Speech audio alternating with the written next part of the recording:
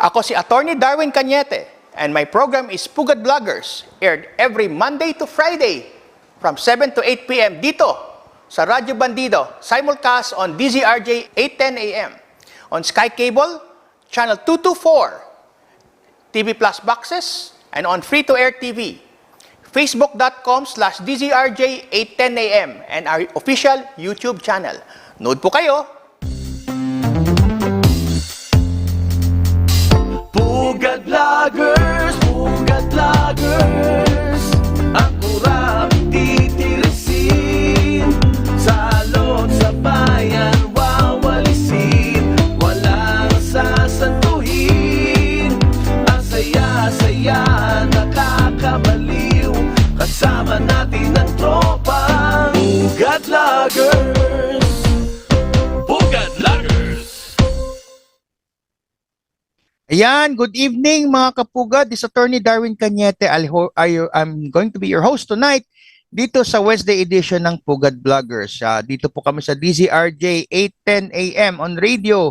And sa mga sumusunod po sa amin, kami din po ay live stream dito sa Facebook na webpage, Facebook page ng DZRJ 8:10 a.m.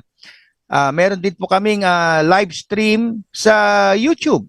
So, simulcast po kami. Kung hindi kayo makakinig sa radyo, mahilig kayo sa internet, nasa YouTube, nasa Facebook din kami.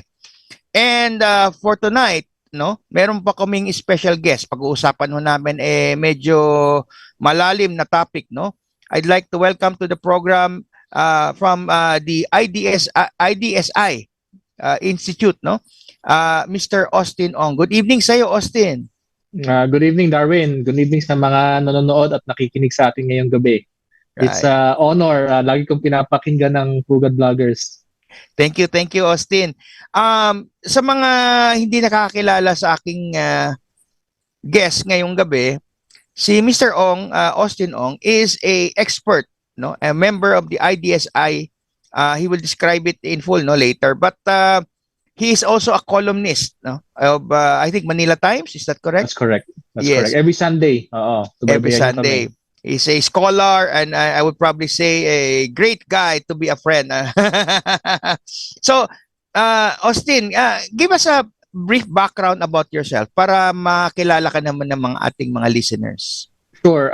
IDSI is a Manila-based think tank, local experts, networking with international experts. Meron tayong mga eksperto sa iba-ibang bansa, iba-ibang industriya. Right now, we're focused on geopolitics, foreign policy, global economy, kung ano yung magagamit natin, what aspects of these developments can help not only our country develop, but also help our communities and our people progress, given the very uncertain times. I grew up in the U.S. I'm a Filipino. I grew up in the U.S. and I graduated from UP Diliman, Political Science, and I had my master's in Beijing.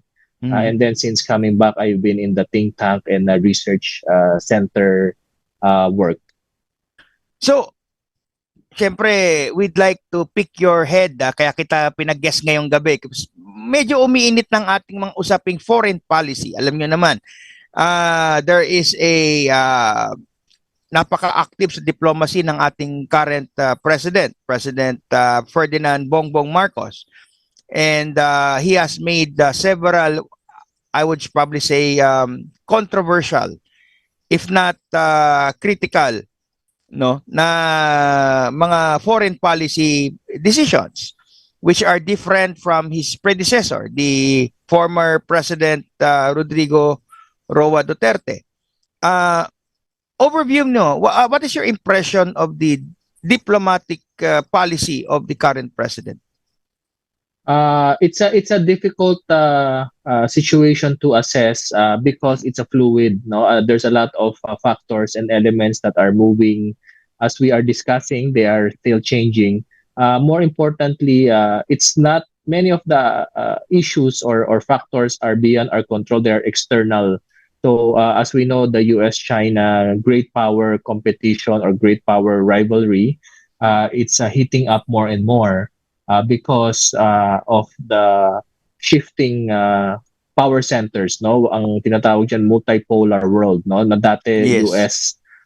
the US is the sole power, the sole hegemon in the world, is now shifting to a more multipolar. Merong China, merong India, merong Russia, and a lot of this great power competition is actually the Philippines is in the center. No, if you look at the map, physically the Philippines is in the center, especially in the Asia Pacific region. So President Bongbong Marcos is a person who is trying to navigate these turbulent times, turbulent waters, and we saw that with President Duterte.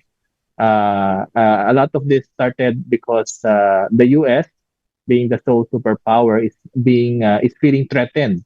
No, it's like imagine mo in the office or in the classroom. There's the number one guy who's been number one for the past 40, 50 years, but now the second, third, and fourth placer students, they are growing faster and they are doing better in many aspects in their domestic, in their economic, in their education, and that they are growing to a point that they are already competing with the number one. No, so the number one is feeling threatened, and as we know, there are many domestic challenges in the U.S., social and political challenges in the U.S. Masyadong politiko sila, masyado na everything has become politicized. No, so instead of focusing on economic development, everything ay dinadaan sa debate, dinadaan sa legalistic forum, and na-affect yan sa social and socio-political development in their societies.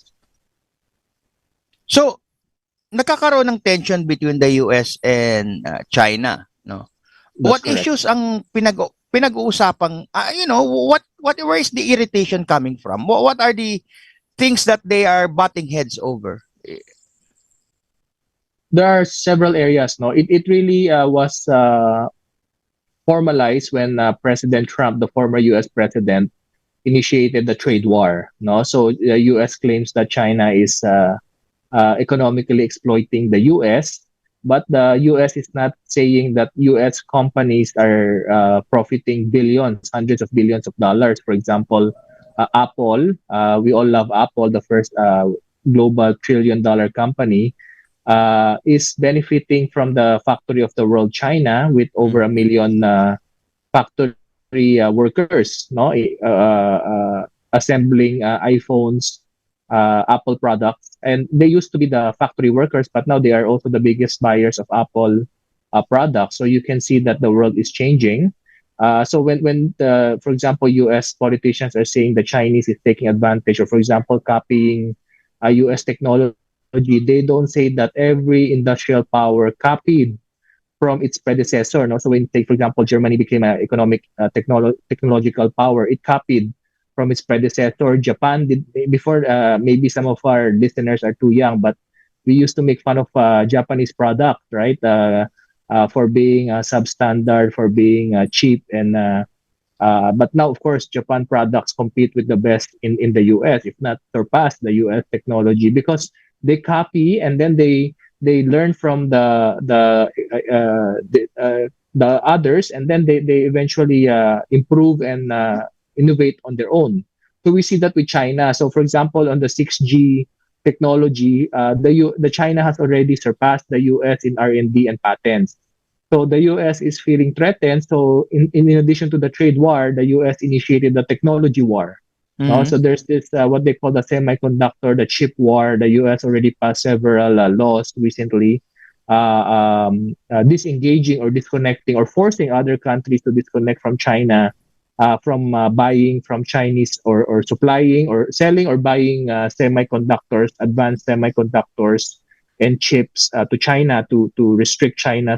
If you remember a few years ago, the Huawei, official, yung scandal, inarrest. yes. Yeah. The daughter of the Huawei head, no, Meng Wanzhou, who is I think a Canadian citizen or a Canadian immigrant, stopped over in Canada, transit, and she was the Western said she was arrested, but the Chinese said she was kidnapped in the airport. No, for very spurious grounds. We can discuss that later on. But The point here is when she was put on house arrest, actually they did not give concrete evidence of any criminal or significant grounds for her. It's just basically, after that, after a few years na negotiations, they eventually released her. They exchanged her for some parang there was a prisoner swap. Yes. And then they released her but the US stopped many transactions with Huawei. No, so but I don't know if you had a chance to, if maybe our listeners have a chance to YouTube the Huawei founder. If you listen to the Huawei founder, the guy speaks very like very calm, very philosophical. So one of the BBC reporter asked him, "How do you see Trump? Given what he did to your daughter, arresting your daughter." You know what what the 𝗕𝗃𝗴𝗱𝗲, the founder of Huawei, said? Mm. He said, "I should thank the guy because he makes my daughter stronger. That my daughter cannot head my company if she is not experienced in the real, difficult trials of real life. So actually, Trump makes her stronger. So you can see, even if Trump did all of this on his daughter, he still can see the Yes. value of what Trump's doing, no?" But ang contention dan is that in the last few years, of last few decades, China has been quite aggressive in expanding its influence. What is your take on that? There's some truth in that, no, depending on what perspective you look at. So, for example, there's this phenomenon now happening, the de-dollarization, no, instead of trading or transacting in dollars. So, for example, Philippines buying Chinese product, instead of paying in pesos or the yuan or the RMB of the Chinese money, we have to go to the dollar. That means it's more expensive for us to buy foreign goods, Right. or sell foreign goods. No, so now there's a de-dollarization where China is the leading proponent of trading directly. So what's the not using the dollar anymore. Yes, But like actually, parang sa yung parang sa oil, used to That's be correct. Saudi Arabia will only accept US dollars as That's payment correct. now, and there is a Direct agreement, swap, bilateral currency swap. Yeah, you can pay oil through yuan. That's correct, and that will weaken the U.S. Hegemony, U.S.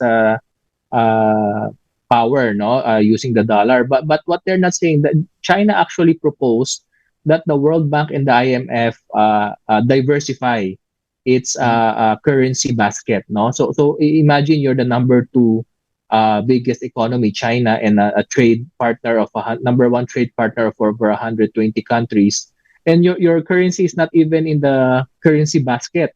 I think if not included, a very small percentage, no. The other smaller economies occupy a bigger share of the currency basket in the World Bank. So what this is saying is China wanted to play by the international rules, no, because China also recognized it benefited from the World Bank, the World Trade Organization, from the global trade economy. But in every corner, the U.S. will every area the U.S. will corner China or try to suppress or try to restrict. So it's like, in an example, you're the number two player in the room, and then the number one keeps putting you down, right? But your growth is unstoppable, and the other people in the room wants to trade more with you because you are more reliable, you are more efficient, you are more affordable and economical. But the number one keeps putting you down. You're going to start creating channels, no, Okay, where okay. other players can trade with you. One thing I'm curious about yung initiative na diplomatic ng China. Yung the Belt and Road Initiative. Hindi ako masyado malinaw. Ano ibig sabihin nun? That's correct. The Belt and Road Initiative is basically a international program to help other countries build their infrastructure, no, using Chinese technology, Chinese standards, and Chinese funding, no. So the Belt and Road, just to give a comparison, Yes. the West built their wealth and their superpower status based on exploitation, colonialization, invasion, slavery, right? But for the Chinese, not only the Chinese, that we can say the South Korean, the Japanese, the Confucian culture, always see the trade as the stepping stone to success. No, so for China is there's a saying, if you want to grow rich, build a road, right? So we can see in Africa or many landlocked, like for example, Laos. Laos is a landlocked country in Asia. No, it's Cambodia, Thailand, Vietnam. Laos is like right in the middle. Golden It's a very Triangle. poor country, but that's right. Yeah, but China built China Laos train that after 1 or 2 years it has over 10 million passengers. So because of that train, from landlocked LOCKED, now it's land linked LINKED, no? And Thailand, Cambodia, Vietnam now wants to connect to that Laos train, China train, and all the goods, of course, passing through that will have to go through Laos. So from a small country that nobody pays attention to, now you're in the middle of every trade route that the other neighboring countries want to go to reach China. So you can see that was part of the Belt and Road. And actually, we were almost taken out. We were all, because we're maritime, we're archipelago, as we know, we're surrounded by water. Yes. So it's hard to link to us by land. But China was already offering that. Philippines was, as you know, the Manila Galleon trade in the history. The Philippines was actually important to Spain, not because Spain loved the Philippines, but the Spain loved the Philippines because they used us as a stepping stone to China. So the Manila Galleon trade was one of the richest trade route. It's the predecessor of the globalization. So it's Chinese goods going to Europe through Mexico, to Latin America, and then Latin American silver going to China. All of this happening through the Philippines, through Manila. That's why it's called the Manila Galleon trade.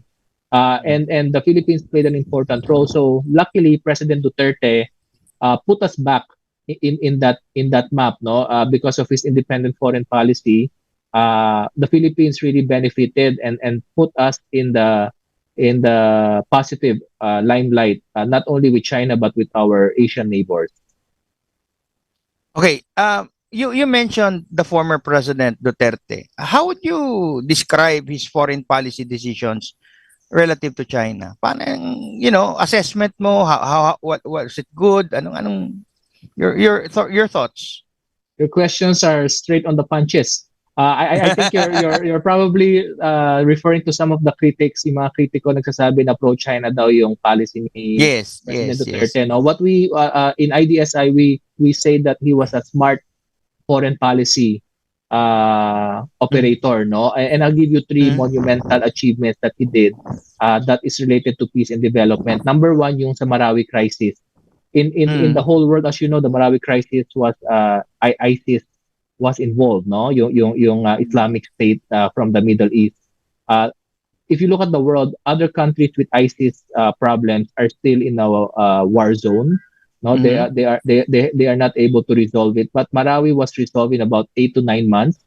No, and thanks to China and Russia donating emergency weapons, as you know, the Filipino soldiers, our army was outgunned. Yung kalaban mas advanced pa yung mga armas nila. Their weapons were more advanced than the Philippine army. How could that be, right? We are the ally of the US, but this terrorist group have more advanced weapons. That evidence are showing some of it has international connection, no? But when the US and Europe blocked the arms delivery, Duterte asked China and Russia for help, and immediately they sent emergency weapons. No, number one. Number two, during the South China Sea hotspot during the previous administration, our fishermen were not able to access the Scarborough Shoal. No, kasi talagang uminit eh, 'di ba? We can have another discussion on that. It's a longer discussion, but basically President Duterte talked to President Xi in October 2016, and within a few weeks the Filipino fishermen were able to go back to Scarborough, no? And they reported a record catch, number one. Number two, peaceful, even if the Chinese were there kasi nakapasok na sila, hindi na sila umalis eh. No? It's a common fishing ground according to the arbitration ruling. That's correct. The Chinese, the Vietnamese, the Filipinos are there to share it, no? But because if you, as you would know, before 2012, 2013, we don't even know where the South China Sea or the West Philippine Sea is. Di ba? It's not even in our, we have Sabah, 500,000 Filipinos. Ayun, ang ownership natin, meron tayong title, saka yung natural resources are coming from land, not underground. But di natin pinaglalaban. But itong South China Sea, naging ingay lang yan. Itong Pinoy administration, no? Because some of our DFA officials allowed the US to meddle and to negotiate on our behalf. But the long story short is under President Duterte, he was able to talk to China directly and to manage the South China Sea, no, and avoid any confrontation or escalation of the issue. In fact, even the Asian neighbors, yung mga kapitbahay nating mga leaders, recognize that President Duterte successfully managed the South China Sea by directly diplomacy with China. The third most, if not equally important achievement of President Duterte's foreign policy was the pandemic. No, as we know, the whole world was caught off guard. No, so we have an article that was published last Sunday, no, where we recognize Duterte's 3 achievements. The third one on the pandemic, when the whole world, no, even the US and Western countries were blocking exports of medicine and vaccines, China was the first one to donate several million doses of the vaccines that protected our frontliners. No, we cannot quantify it now kasi naghalo-halo na yung the event happened too fast. But basically, the first 1 million or 2 million vaccine doses came from China, and that protected our frontliners, number one. Number two, because of the early opening up of the Philippines, we saved trillions of dollars in the economy, no? If we did not have that help. The Western vaccines came months later after the Chinese and the other Asian neighbors. But it would not be fair to me kung hindi ko ibabato yung mga sasabihin din ng mga critics of China. Sure, of course. Okay. So, first one, number one, we have a ruling from the, well, I don't know if you want to discuss the legalities of it, no? The ruling on the arbitration, specifically saying na hindi pwedeng i-occupy ng powers yung, there's this corridor within the West Philippine Sea. But what China did was built up hardened, well, military installations, which escalated. Ano doon? How do we construct that as friendship? That's a fair question. Just to clarify, the arbitration UNCLOS decision did not judge on ownership. Okay. No? It clarified definitions. We can also have a longer discussion on that. It's a more technical discussion. Meron tayong mga South China Sea experts who can explain in depth. But basically, the area that you can, our readers and listeners can also confirm, the Vietnam has over 48 occupations, more than China. Yes, no? I know that. Before the 2014, 2013 arbitration, China had like 3 or 4 occupation. Philippines had about 9. Vietnam had about 48. No, after the arbitration, China increased, as you said, accelerated its reclamation. Yes. No, but China's reclamation are only in the areas that they already occupied. Under President Duterte, they did not, which was confirmed by our DFA and our military, they did not increase their additional occupations. But yung areas na na-occupy na nila, and na-occupy din natin, and na-occupy din ng Vietnam, nagmadali lahat mag-develop. Even Vietnam accelerated its reclamation in their occupied areas, including the Philippines. But there's a modus vivendi, a gentleman's agreement, that kung anong nakuha mo na before ng arbitration, wag ka lang magdagdag, no? So parang status quo, wag nobody status quo. Nobody move, parang gano'n. Correct. But may mga kritiko, nobody expand, nobody increase, but whatever you have, walang pinag-usapan. But there are some critical, including former Justice Carpio, who was spreading fake news. Vietnamese wife. Who was a Vietnamese wife, no? na may nawala daw tayong mga isla during Duterte's time or occupation. That is not true. No, we have the fact to prove that. Number one, and the military, the DND and the DFA also confirmed. But more importantly, hindi nasasabi ito madalas, which is on document, plus DFA Ambassador Rosario Manalo has a video on YouTube that confirmed, no? Because as you know, when parties sign on to UNCLOS, there are opt-out clauses, no? Yes. And China and the Philippines actually opted out of the forced arbitration. Mm. This is on record, no? What does that mean? Ibig sabihin, kung sasali tayo sa agreement, pero may mga conditions doon na hindi pa ako sang-ayon because for whatever reason, no?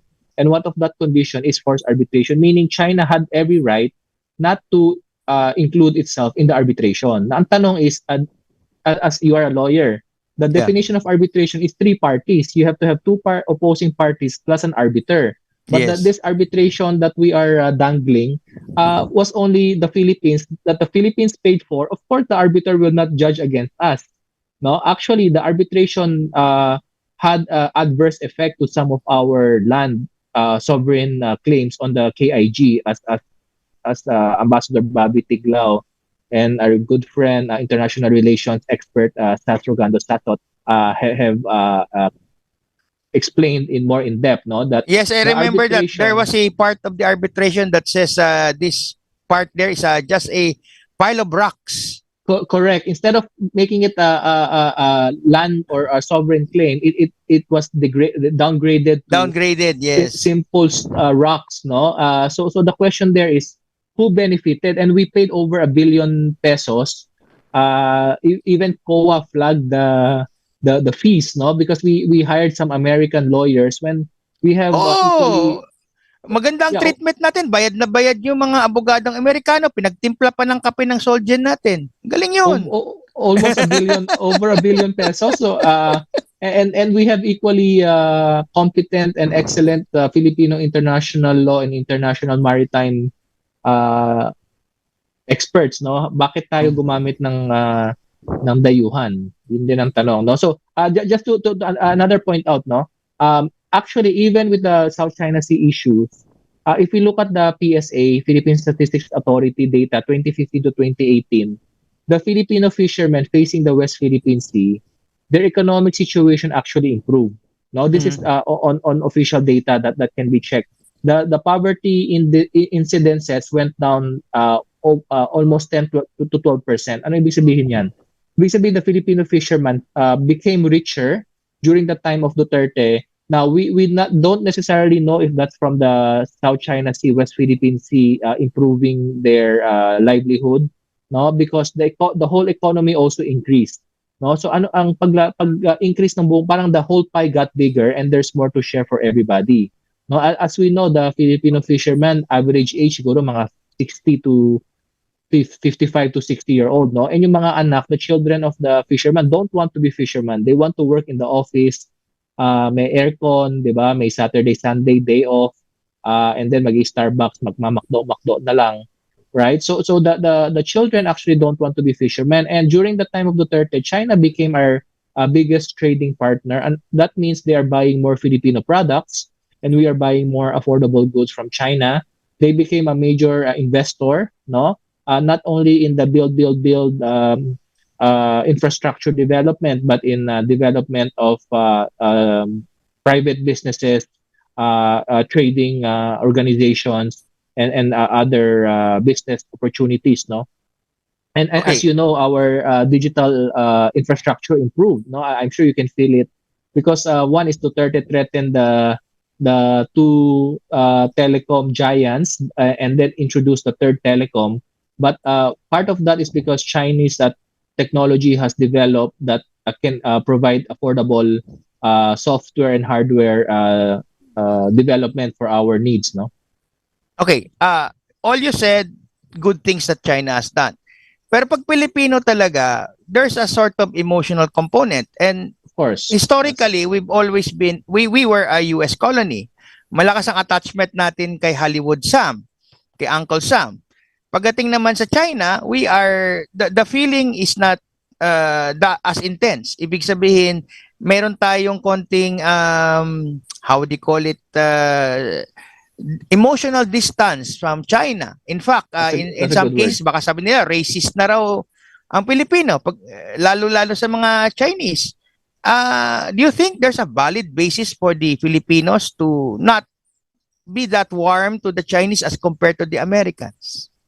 Uh, that's a valid observation, but on the ground, reality has the various factors. What do we say? Mm, Because even the Chinese themselves, when they meet Filipino friends, I have many Chinese tourist friends, and then they befriend a Filipino. They end up either investing here or bringing their family or mm, immigrating here because they love the Filipinos. Very warm, hospitable, optimistic people. mm, What we look at in history, actually, many times where the Filipinos, as you said, were emotionally distant. Of course, the language there, no. So the language mm. is number one. I have some Filipino friends tanong sa akin, ilang araw para umabot sa Beijing, no? It takes 5 hours from Manila to Beijing. It takes about 13 hours to 21 hours from Manila to LA. No, Mm. so many of our Filipino friends don't even know where China is. Actually, it's faster to go from Manila to the south of China than Manila to Quezon City. No, ganun kabilis. Because of the infrastructure development in China, everything is accessible. But going back to that, it was emotional disconnect, no? Distance. Oh. Distance. Yeah, that's ano. If you look at the history, actually, it's a foreign intervention. No, if it's Filipino and Chinese, actually, even as you know, for thousands of years, Jose Rizal, many of our national heroes have Chinese blood. No, so I think if you talk to many of our friends, they would say they have at least, if not their own, they have friends who have Chinese blood. Uh, Mami, pancet, siopaw, siomai, our pechay, toge, taho. Our food has Chinese words. Our our history is replete with examples of not only friendship but intermarriages. So I think that that image is what the West is trying to. Again, we have many good American friends also. No, we're not anti-American, but that's the Western imposition that the Asian brothers, Asian people are against each other. No, Yes, but what I'm going to be referring to, I medyo indelicate yung term, no. Marami sa mga criticism talaga ng mga against China, yung perception na bully sila. In terms yes, of, yes, there is maraming encounter sa South China Sea. May mga Coast Guard or Navy ng China na nakaka-encounter ng mga fisher boats at either acts of harassment, ganon. How will that compute as friendship? I'm just throwing out what is being thrown yes, out there, no. yes.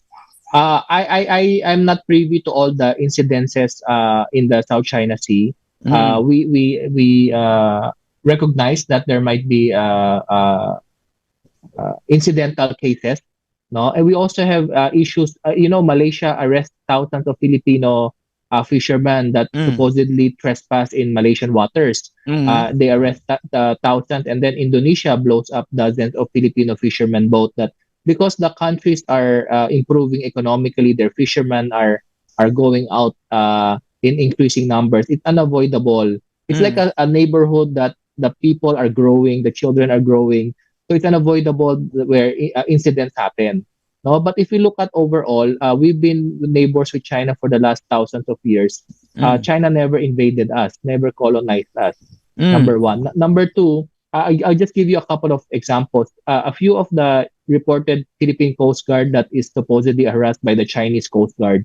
What the report is not saying, the Mm. Filipino Coast Guard had dozens of media. Why is the Philippine Coast Guard bringing reporters in the West Philippine Sea? We know the media's role is to look for stories to hype up and sensationalize to grab ratings, right? But actually, what is not being reported is Mm. every day there are hundreds, if not thousands, of fishermen and coast guards ships in the South China Sea. But the reports are maybe one every few weeks or every few months, right? And there are always elements that are not fully reported. The other one that they reported, yung Chinese pointed quote unquote military grade lasers. Yes, no? yes. Yung parang yung parang pointer ng Pointer, oo. presentation, no? That's correct. So now the media saying military grade lasers, but before when they reported it, it was quoted, no, na allegedly. And the Chinese ambassador showed a similar laser pen that you can buy for $20 or $30 online, no? Kasi if the Chinese wanted to point guns at us, they will point guns. They don't need to point lasers. Number one, di ba? The reason it was a laser, according to the Chinese story, is they were you also measure using lasers. You want to measure the distance, or maybe it's also a warning signal, no? But what they are not reported, if the U.S. warships cross the Philippine Islands, we cannot even ask them what they are doing. Former DND Secretary Lorenzana reported on Inquirer that the U.S. tells us we have no right to ask what they are doing, number one. Number two, when the U.S. warship crashed the 𝗕𝗂𝗏, the Filipino inspectors went up to the U.S. warship and they pointed guns at us. No, then that is clearly our territory. So a lot of the so-called, of course, I'm not saying wala, no, you cannot say there is zero. But if the Chinese really wanted to take over the South China Sea, they have 1.4 billion people. They can put 1 million in every island. But why are they not doing it? No, that is something to give perspective. Number one. Number two is this was also reported by Inquirer. The Vietnamese poachers, no, illegal poachers, are the most frequent poachers in Philippine coastline. No, and if you remember, during Duterte's time, there was a few dozen Vietnamese that were caught, and Duterte even gave them gasoline para makauwi. No, sabi ni Duterte, these are livelihood fishermen na naligaw yata sa area natin. Tapos instead of putting them in, usually ang status ko sa niyan is you put them in jail for a few days. They'll file diplomatic letters, and then after a few days, you let them go, no? Okay. Latest ditong nangyari, US-China diplomacy, si Blinken dumaan and then appeared to Blinken also declaring that the US will not support Taiwan independence. Okay, right. So does this mean that the tensions have de-escalated? Ibig sabihin, the likelihood of war has been reduced. How do you spin that? For the Asian, not to spin, but just to expand perspective. Yes, yeah, okay. For lack of a better term, sige, yes, go ahead. Expand perspective. Excuse me. Yeah, just had a quick dinner. So, yeah. Not only the Chinese, but the Asian way, no, it's actions speak louder than words. Right, so the U.S. has a history of saying one thing and doing another. So what's one example? Yes, U.S. State Secretary Blinken went to Beijing. Actually, this was a postponed meeting. It's been supposed to have happened a couple of months ago, but it's been postponed for yes. They keep asking. They keep asking Biden to talk with Xi Jinping. Hindi pinagbibigyan. That may also be involved, yes. The one time that Blinken was supposed to go, and then there was reported Chinese hot air balloon that flew over U.S. territory, and then they can you imagine the world superpower could not detect a hot air balloon coming into their airspace? Diba? And they're supposed to be the advanced superpower. But Blinken goes to China and says they are not going to support Taiwan independence, but they're sending billions of dollars of weapons to Taiwan. They're sending U.S. Marines to train Taiwanese soldiers, and they're putting 4 U.S. bases in Cagayan facing Taiwan. If the U.S. really wants to help the Philippines in humanitarian and disaster operations, why don't they put it in the Visayas, where there's more typhoons hitting the Visayas and Mindanao every year than in Cagayan? No, so on one hand, yes, we hope that the two superpowers will become the adult in the room, responsible adult, and de-escalate the tension. But as we know, Taiwan is part of China. It's like some critics might not like it, but Taiwan, even the Taiwanese leaders said that they are Chinese. Yes. Right? They are one country. It's just that they have a history of civil war that has not been officially resolved. But China is the biggest investor of Taiwan, the biggest trade partner of Taiwan. No, they speak the same language, although Taiwan has a Taiwanese dialect. It's like, you know, uh, Philippines has a di ba, Mindanao area in Mindanao that want to declare independence. We are not going to allow that, much more if a foreign power intervenes. No, so the question is, why is the Yeah, U.S. even talking about Taiwan independence when, as you said, no, U.S. has a, Shanghai Communique, 1970s agreement that U.S. will respect the One China policy, no, and that has been their official line, but their actions are louder than words.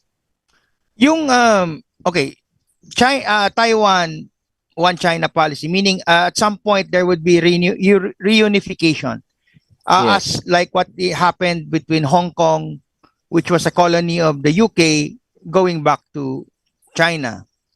You yes. think that it would really be part? I mean, that there would be serious steps done by China to reclaim Taiwan in this generation. I mean, kung If talagang rather than wait, they would resort to actual military operations and madadamay. And what will, if you know, what if ever will be the effect on the Philippines being in our geographical location? That's a very important question, no? Because actually, it's nearer to go to Taiwan from the northern tip of Luzon than to go to Visayas or Mindanao. Mm. Malapit ang Taiwan. We have 150,000 Filipinos in Taiwan. Yes. But China has been. We don't even have to guess what China's thinking because its official line is clear. Mm. China is willing, has shown it is able to live with the, they call it the one country two system. Mm-hmm. No, just to a bit of backgrounder for the listeners is Taiwan and Hong Kong is a little bit different because UK took Hong Kong as a payment during the Opium War, and that's another interesting discussion. So it was Mm. payment for 99 years, and the UK per contract was obligated to return Hong Kong. Mm. No, but even when Hong Kong was returned, China did not change the system. It abided and respected the two system, one country, until the Western powers got involved and started funding these demonstrators and rioters. No, and then China started cracking down on some of the civil liberties. No, but in Taiwan, it has an what experts call a unresolved civil war. No, so as we know, the leader of China before World War II, Chiang Kai-shek, lost to Mao Zedong, and then Chiang Kai-shek went to Taiwan and declared the independence. That the new center of power is Taiwan, but of course Mao Zedong won, Mm. and that became Beijing. And the Mm. Philippines also recognized it in 1975 because there was a time before President Marcos Sr. where we recognized Taiwan.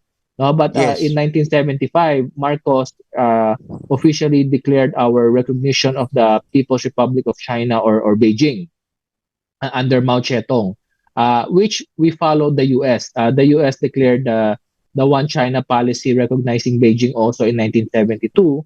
And even the United Nations gave the one of the five security seat to Beijing Yes. in The lieu permanent of seat. Taiwan, the permanent seat. So Yeah. the whole world recognizes Beijing. So there's actually a very suspicious or questionable motive why the U.S. is now bringing this up, because the U.S. yourself recognize Taiwan is part of China, but you're Yes. sending. Let's just turn the table, no, just to make it easier. Will the U.S. accept Chinese or Russian military training U.S. Americans in Hawaii or in Alaska or in Florida, or in Guam?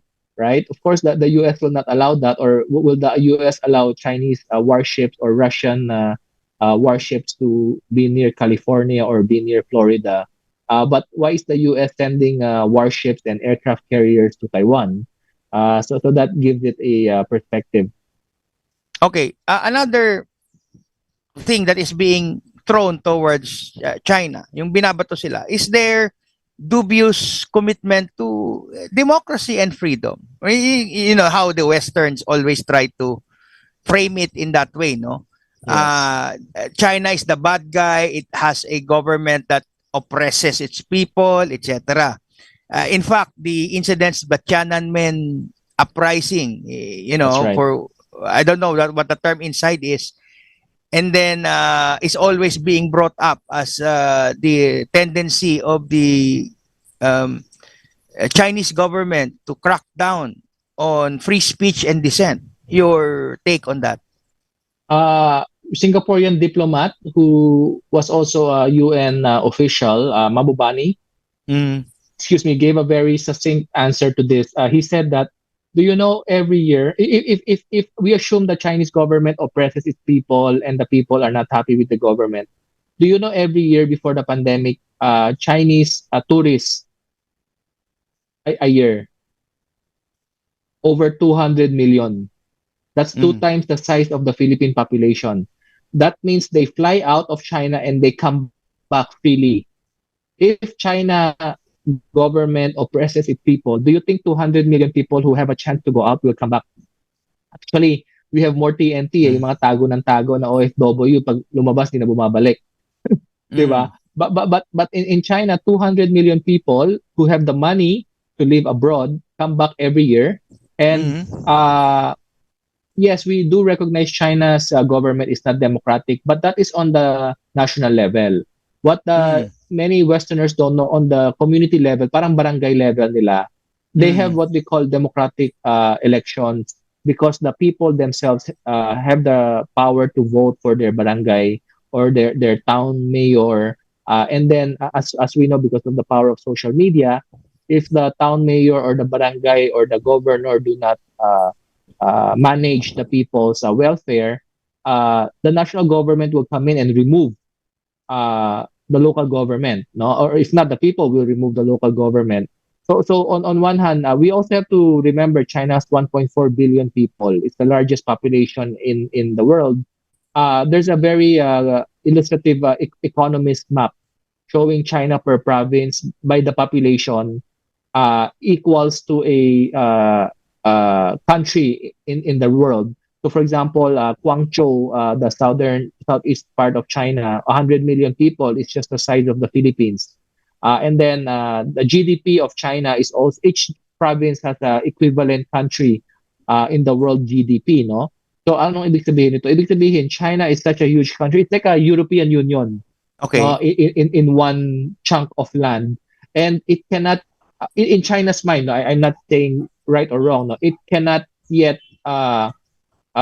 implement a full democratic type of government, because imagine mo the Philippines has 100 million people and we cannot even function uh, as a purely democratic country, right? The US has Fair, fair, 350 fair, fair million. How comment. can you how can you put democracy, the US style democracy, in 1.4 billion people? Uh, there's a very famous, as you know, Randy David, a columnist. I think he shared a story. He or maybe a reporter asked Deng Xiaoping during the Tiananmen Square about, whether Mm. it was justified for China to take such a hard position on the student protesters. We can have a longer discussion on that. Now, there's other versions also to that story, what the Oh, Western we media will do this reported. again. We Yes. will do this again because Yeah. marami akong tatanong sa iyo. I know. But Marami akong just to tatanong finish sa iyo, this so we one, will do this again. you know what Deng Xiaoping answered Randy David? Mm. Deng Xiaoping said, Go "You ahead. want, if we let the students succeed and take over the government, it will destroy China." And can you, at that time, I think China only had 1 billion people. Sabi Mm. ni Deng Xiaoping, can the Philippines accept 100 million Chinese? If China descends into chaos and law and order disappears, the Chinese will be the first one out of China. Can the Philippines accept Yes. 100 million Chinese refugees? By the way, I have And friends who, yeah. I have yeah, friends who went to China. Ang reklamo nila yung di ka na access daw Facebook. Yes. That's a longer story. That's a longer That's a story. longer story. Ah. So anyway, we're wrapping up the, it's mabilis ang 7:48, ang bilis ng Oh, oras. wow. So, Yeah. okay, Interesting so discussion. any, temporarily parting words or you wanna share to our listeners? We will have this Sure. again. So, parang Sure. ano lang ito, temporary. Go ahead. As Darwin started earlier, the world is moving and changing and transforming dramatically. Kasi masarap ang buhay sa Pilipinas talaga eh. Marami tayong kababayan hindi siguro alam nangyayari sa labas ng bansa natin, but because of the social media and because of bloggers like Pugad bloggers and many of our influencer blogger friends are now presenting the real world. No, there's a lot of challenges, but there's also a lot of opportunities. So we're here. IDSI is also here to provide the bigger perspective, the bigger viewpoints, the productive story, so that makikinabang naman yung mga kababayan natin sa mga nangyayari sa ibang parte ng mundo. That's siguro for a temporary ending. Yes. Oh, anyway, I just read some of the people who have made comments on our Facebook page, no? Welcome. 𝗕𝗵𝗴𝗲𝗀𝗃 greeting you, and me. Hello. Buksan Costo also. Good evening sa iyo, Austin. You have a fan here. 𝗕𝗪CE𝗴𝗴𝗲𝗀. Oh, okay. mukhang fan mo. Kamusta? UP grad tapos scholar ng Beijing. Ano yan? Wow. Sabi ni Jaime Domingo, this is the China Western media does not want us to see. Also hi to 𝗕𝗂𝗴𝗴𝗲𝗀, Sarin Pablo. Magaling ka raw, sabi daw ni 𝗕𝗪CE𝗴𝗴𝗲𝗀, galing mo raw na salesman ng China. Sana may bayad. Sana may bayad. Ronald Bahay, good evening sa'yo. Bakit lang ako kay Darwin, okay na ako eh. Ronald Bahay, good evening from Pasig City. Rolly Rosario, good evening. 𝗕𝗂𝗴𝗴𝗲𝗀, yes, the biggest poachers in Philippine waters are Vietnamese. Tama naman. Sabi ni Manny Filonia, patuloy tayong ibubuli ng China dahil sa pakikitungo ni BBM kay Biden na hindi ginawa ni FPRRD. We'll see, no? Yes, Ferdinand Enriquez, good evening. Attorney Darwin at mga kapugad. Si 𝗕𝗪CE𝗴𝗏𝗃 again, medyo nakahiligan yata mag-comment. Napansin ko lang, China's rise to economic power coincided with the Chinese COVID-19. I would recommend you research Fort Detrick sa Maryland, no? And the 300 US funded biolabs in the world. Di madalas lumalabas sa media natin. Anyway, thank you sa mga nag-comment and sumusunod sa amin ngayong next gabi. time, kahit yung mga malalakas na tuntok, always welcome. We get energized by this question. Yes, actually, we tawag nito. I throw what's going out, the conversation out there, no? Baka kala nila, yes. Ma-appreciate. Kasi mahirap din na we try to ignore, no? There really these are legitimate naman concerns. Should be asked. So anyway, mga kapugad, this is Pugad Vloggers. Ang next program po namin is Oras ng Himala, and then followed by Kakampi with Bernard Tan. I'd like to greet my family, my wife and two kids, Grayson and Sophia, and also my friends, no? And advance happy birthday to Miss Pia Morato. Happy birthday sa'yo. And I'll see you. And anyway, thank you, Austin. I hope to see you in the next program. We'll schedule this again. It's a pleasure talking to you. Maraming salamat. Thanks for having me. Magandang gabi sa inyo lahat. Okay. Thank you. Thank you. Good evening, mga kapugad, and good night. Good night. Pugad Vloggers.